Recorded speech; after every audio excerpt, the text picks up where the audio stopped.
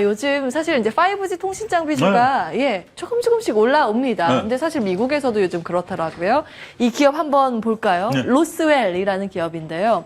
중국의 중흥통신이라는 쪽에서 스마트홈 단말 추가 공급 계약 소식입니다. 네. 적지 않은 규모죠. 거의 뭐 내용 700억 보시죠. 정도. 예. 예, 약 700억 원 네. 반올림해서요. 향후 주요 사업의 방향성 보겠습니다. 상용, 승용 차량 전장 부품 쪽이고 5G 통신 쪽입니다. 이쪽이 이제 스마트 홈 단말 시스템이라고 보시면 되겠고요. 친환경 자율주행 차량, IUV, V2X 솔루션. 예, 요즘 이제 미래의 먹거리라고 네. 꼽히는 쪽을 하고 있는 겁니다.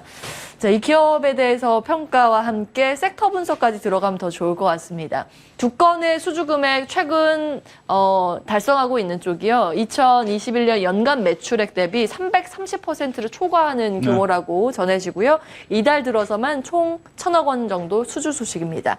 어떻게 분석하세요? 그러니까 지금 700억 정도, 그러니까 대략 한 1,000억 정도 수주했다라는 건데 제가 요거하고 하나 더해서 두 개. 1,000억 정도인데 제가 보니까 잘 나왔을 때 지금 한 3개년 쪽으로 봤을 때 한 500억 나왔고, 예.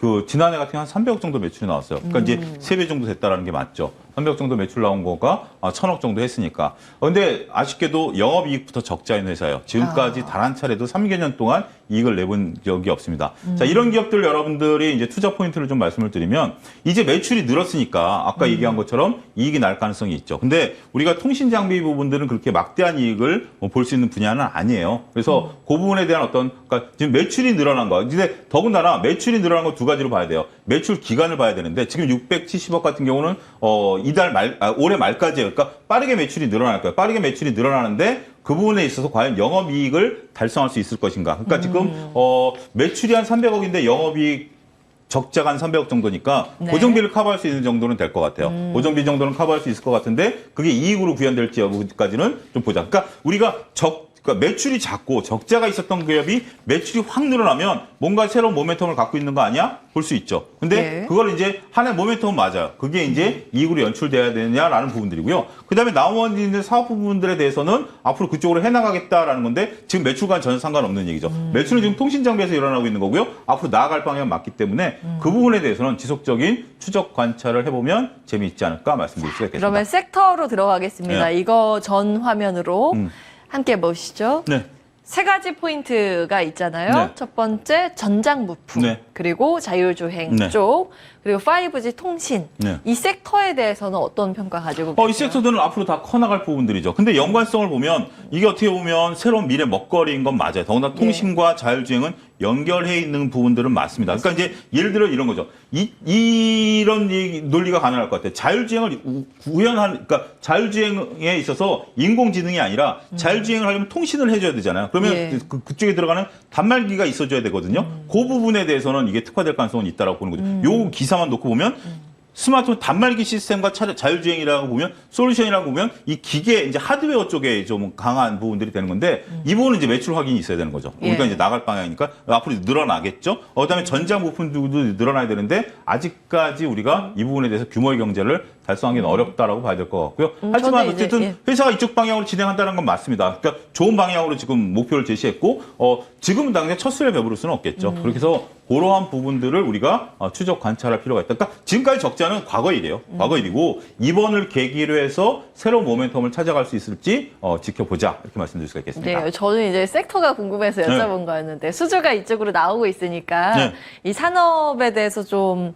투자 아이디어를 얻고자. 근데 이쪽에 대해서 지금 저는 우리가 5G는 전 세계에서 5G 상용화가 끝난 나라가 전 세계에서 유일하게 우리나라예요.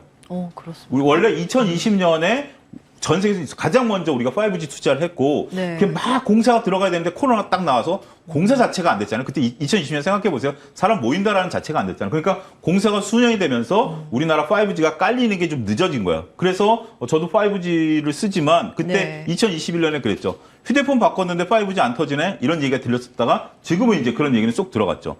그리고 미국이 2021년에 투자하려고 했는데 코로나 때문에 못했어요. 그래서 이제 투자하는 거예요. 중국도 이제 투자하는 거고요. 6G 얘기하시는 분들인데 그건 너무 앞선 얘기. 지금 5G가 아직 전 세계에 깔리지도 않았어요. 6G는 나가야 될 방향이 좀 맞습니다. 그리고 자율주행 관련해서 많은 분들이 관심을 갖고 있는 건 맞습니다만 자율주행은 넘어야 될 산들이 너무 많아요. 아. 자율주행은 법적인 것부터 윤리적인 것까지. 왜냐하면 자율주행은 법으로 해결되는 않는 윤리적인 부분들까지 있어요. 사고가 났을 때 기계한테 책임을 물어야 돼, 사람이 책임을 져야 돼라는 윤리적인 부분들까지 가거든요. 그래서 이 부분이 들어오는 거. 기술 개발 속도는 빠릅니다. 근데 미국과 우리나라는 법이 따라오는 속도가 또 다르죠.